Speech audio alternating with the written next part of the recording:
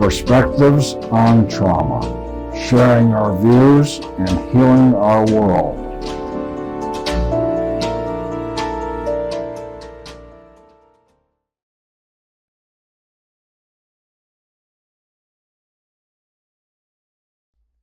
Hello and welcome to Perspectives on Trauma. With me today is Brenden Tubbs. Welcome. Thank you. Brenden, to begin, could you talk a little bit about the work that you do? Sure. So I went to college for initially psychology. I ended up in behavior analysis because that was the school that I was in has a big behavior analytic focus to their psych department. And it just made a lot of sense because I'd been looking into psychiatry and psychology, and it seemed a lot of it was based on survey research and things like that, where you do something and you ask people, how did you feel about I did that? And they even admittedly had their own problems about how people wouldn't necessarily respond truthfully to those post-intervention questionnaires. So I started looking at behavior analysis, and I'm like, wait, I do something and then I know if it worked because I can see if someone's behavior has changed or not. So yeah, that got me excited about it. After I graduated, I started looking for a job. There was a company out here, Beacon ABA Services, that provided early intervention services for children with autism, so ages 2 to 6. And they were like, hey, we'll pay you 5 times what you're making at Best Buy to come out to Massachusetts and do that. I was like, okay, let's do that. So I moved out here, and I had done a practicum with students with autism in my college days, so I had some experience, but it was in a school in a controlled setting, and now I was doing direct work in people's houses with their children. So it was a bit of a culture shock and a big change, but yeah, it worked out really well. So in your work, you say you're actually with the family. So yes, for many years I did direct services in a home. Okay.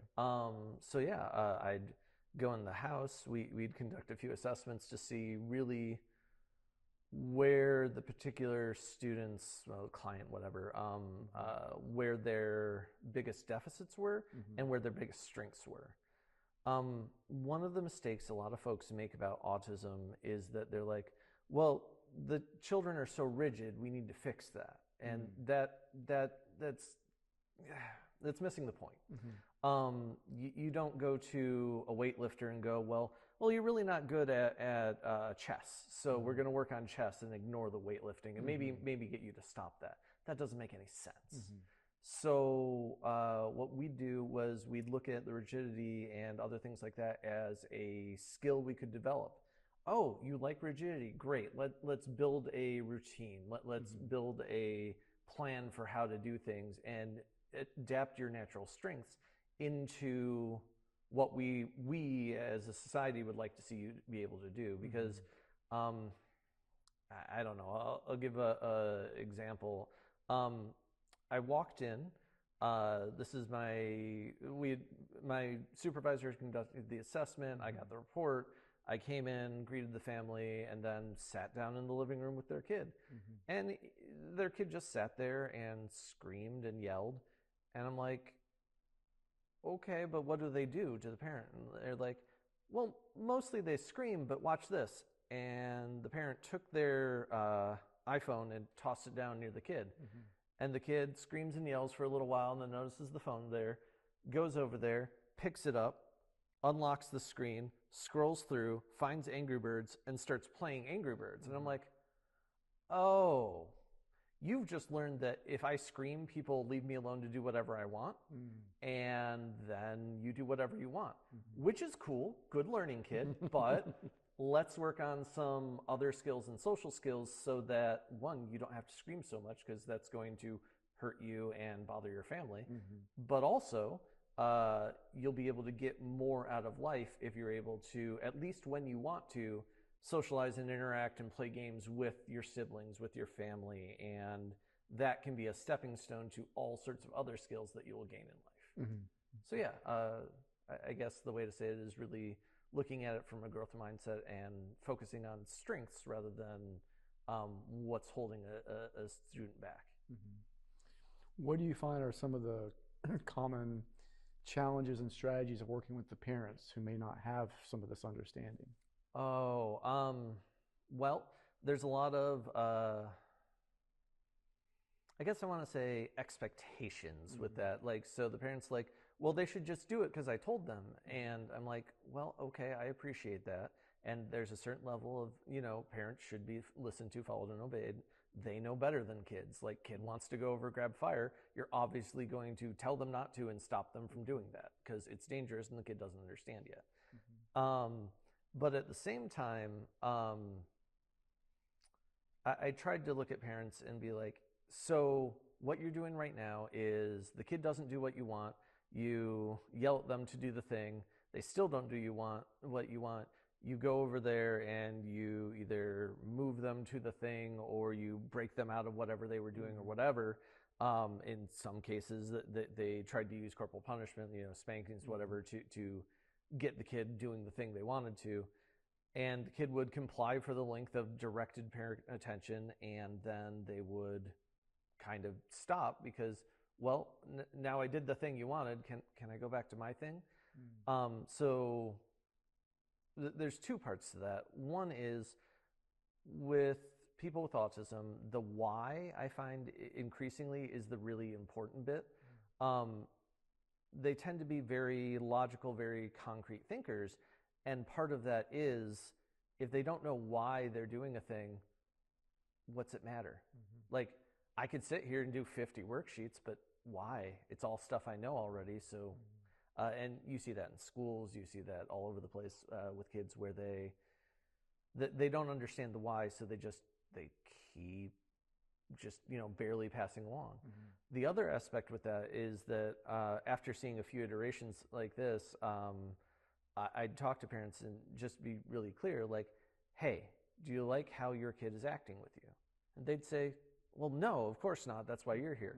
Okay, cool. So if you keep on doing the things the way that you've always done them, is your kid going to change the way they do things? That was usually the line that got the parents to get to the aha moment, like, wait, I need to change how I think about interacting with my kid to get the outcomes I want for my kid. Because, I've never worked with a parent that just, didn't want their kid to do better and be better and all that. That didn't have that aspiration for the kids to be great. But they just didn't know how to get there. They didn't have the tools they needed to. And they fell back on, common parenting strategies, which are great if you have a neurotypical kid that's not doing anything out of the ordinary. But if you don't, you don't. And you can try those things, but chances are they won't work.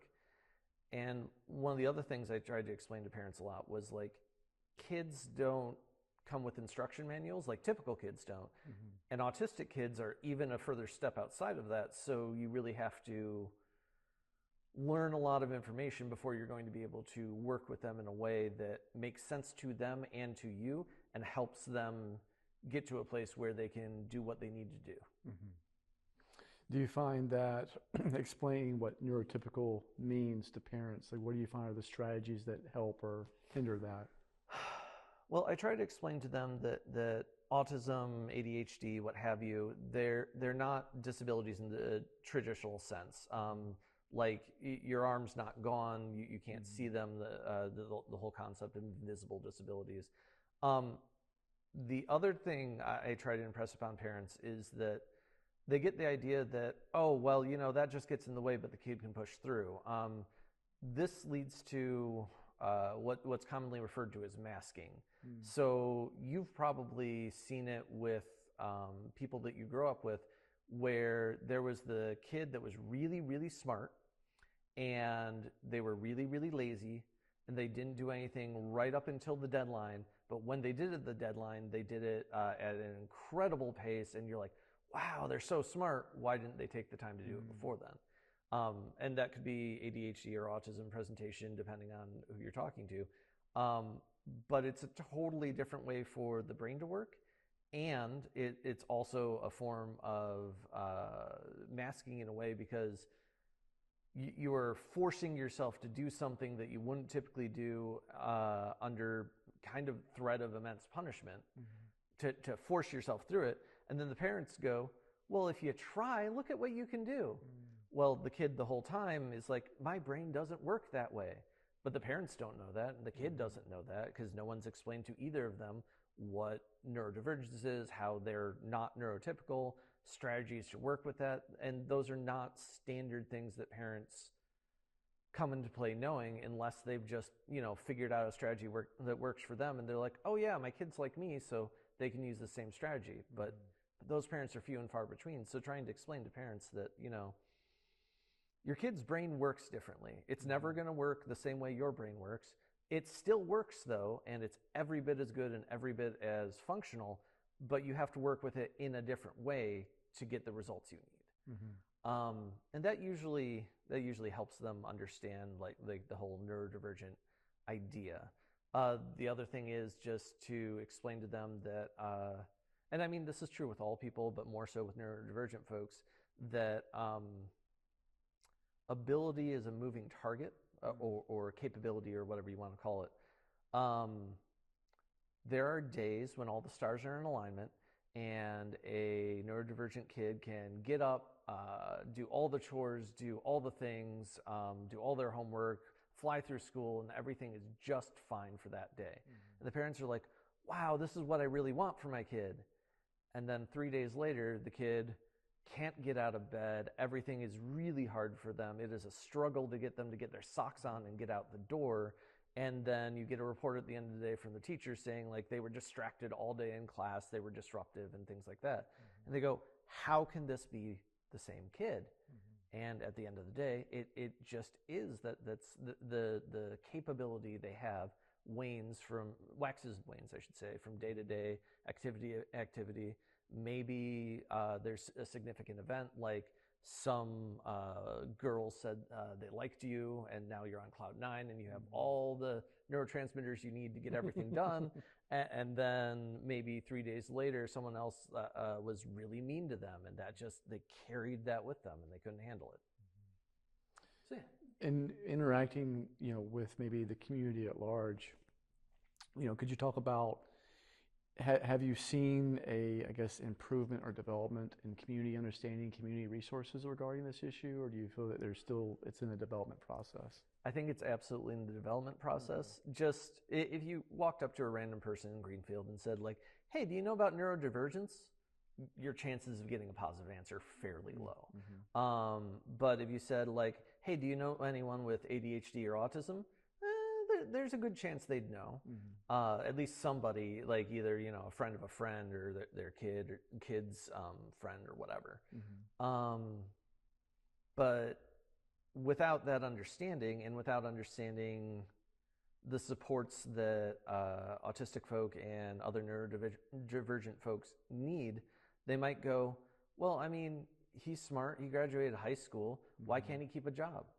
Well, because to maintain a job in a neurotypical workforce with neurodivergence requires one of two things: exceptional support networks or a tremendous amount of masking pretending to be a neurotypical person, which works for a while and then fails spectacularly almost all the time. Because, I mean, even just imagine an actor who never dropped their role. With their family, with their friends, at work, never drop their role. Under constant stress, what shape is my face making? What's your face mean? I have trouble reading faces, so like your head's tilted a little this way. Does that mean you're questioning what I'm saying? Are you agreeing with me? I don't know. You're squinting your eyes. Is that, and that constant stream of information running in the background, well, I'm just trying to keep a normal looking face and not make a weird expression at you, which would off-put you. And then now I'm facing social penalties where you're like, well, they make strange faces at me. Do they not like me? Because et cetera, et cetera, et cetera. So yeah, without a support network or burning yourself out with masking, working in a neurotypical workforce is really hard for neurodivergent folks. As part of this series, I've interviewed someone at Landmark College in Putney, and they've talked about a little bit how exploring ways to make certain positions, at least for certain career paths, more understanding and more educated on some of these needs. So do you see that in your work? I know you work with children, but guess, with the school systems and those larger organizations? I mean, I don't have a lot of personal knowledge of that, but based on my friends who are neurodivergent, who are in typical workforce scenarios, they don't report to me a lot of like, oh yeah, my boss was really understanding when I had to take like a 10-minute break because I was in sensory overload. I don't hear those stories, so I would presume they're not happening, but maybe my friends just aren't talking about the things that go well. So when you're providing this direct service work, and what strategies do you use to, I guess, center yourself in working with some of the more challenging situations? I mean, there's a lot of training that goes into this about what's called rational detachment, being able to realize that, like, so say you're a teacher and you're assigning work to your class to do, and you have a neurodivergent student, and they get incredibly mad. Why the crap do I have to do this? They start throwing tables and stuff like that. Rational detachment tells you some important things, like that kid's not angry at you. Like you personally, they're not mad at you. They're mad at your position. They're mad at that you are telling them to do a thing that they don't have the why or the understanding, or if they do have the why, they don't believe in it for what's going on. But they're not mad at you specifically, despite the fact that they're telling your mother to, go whatever. They're mad at the situation. They're mad at your position. That they're mad at the constraints being put on them. But they're not mad at you. And being able to take that step back and be like, hey, I haven't done anything personally to offend this kid. This kid is mad. How can I best support them? And not looking at it as like, not letting yourself become defensive, not letting yourself become reactive, keeping that rational detachment, taking that step back. And even when they're, swinging a chair at you, being like, hey, what do I have to do to keep myself and my other students safe? What do I need to keep them safe? And what can I do to help them get back to a state where they can be safe and calm? When working with a family unit, could you talk about the differences, if you've ever had them, of working with, if you have a family with multiple people in the household, or maybe requiring services or engaging in services, and what dynamic is?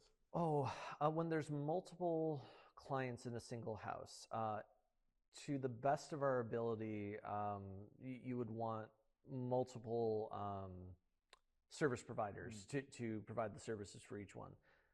There's no reason you can't do co-treatments and all that, but like say you had a brother and a sister that both needed services. If you're there for 2 hours for services for the brother, you want to be focused on and doing all the work with the brother. Now, there might be some group goals like, hey, you and your sister are going to sit down and play Candyland. Or something like that, and practice the skills necessary to take turns and all that. And it's great to have someone else to work with during that time. I'd often tell my wife, like, this kid really needs more socialization, but I can't bring a horde of kids in my car to come work with them. So you take what you can get. But at the same time, when I'm working with the boy, my goal is to do everything I can to provide the most support I can for that kid. And if I was working with both of them, if they were both my clients, I would have to split my attention between the two, which could then lead to jealousy, could lead to one or the other sabotaging each other, that kind of thing. And you wouldn't want to do that. So to the best of our ability, like, I would work with the boy, another therapist would come in and work with the girl, ideally during that same time, so they're both getting the same amount of attention, so the parents aren't having to field one kid's questions like, why does he get to work on this with him, but I don't, and that kind of thing. Beyond that, just working with many people in the households, when you work in someone's household, you're in their home, and there's a lot of good, friendly, wonderful interactions that come out of that.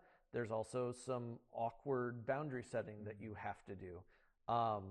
Like, I've had a parent, like, walk into the living room where I was, in a bathrobe, and like they just come out of the shower. It's their house. It makes sense they'd be in a bathrobe. At the same time, I realize that we're very friendly. We're on good terms, but like, I'm a professional working in your home. You need to be fully clothed when you're around me, and things like that. So it just, there's a lot of considerations, and that's not even going into cultural considerations. So as a board certified behavior analyst, I have an ethics code I have to adhere to as part of my professional certification. In that code, it says we don't accept gifts from clients because that will cause a dual relationship. So now when the client asks me for this, and I'm like, well, no, that's not within my responsibilities. They're like, yeah, but I got you this, so could you anyways? Now I'm in a compromised situation. So, but at the same time, I'll give an example. I worked with a family that was from Brazil, and they insisted that I eat their food when they made food. Because, and me refusing to do so would have caused a big hole in the relationship between me and the family, because they're like, oh, our food's not good enough for you? How dare you? And that would have interfered with the quality of treatment that their child would receive, et cetera, et cetera. So sometimes you have to look at these situations and be like, I know what my ethics code says, but I also have to do what's best by my client. In this situation, I guess I have to sit down and eat a little bit of food just to keep them happy enough so that I can still serve this client. That kind of thing. Speaking of the different cultures, do you have to have maybe additional training, or how do you prepare for engaging with a family with completely different norms and values? So you get cultural competency training for any culture that you're not already competent in.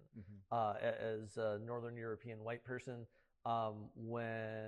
before I started working in houses that were Latino, I got cultural competency training so that I wouldn't walk in and just embarrass myself or cause problems for the client and the company and things like that.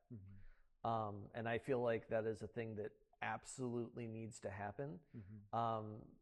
Because like if you walk into any family and you don't understand their culture, worse if you don't understand their language at all, but even if you're speaking the same language, if you don't understand their culture, it's going to lead to complications that have nothing to do with the job, but absolutely will interfere with the job.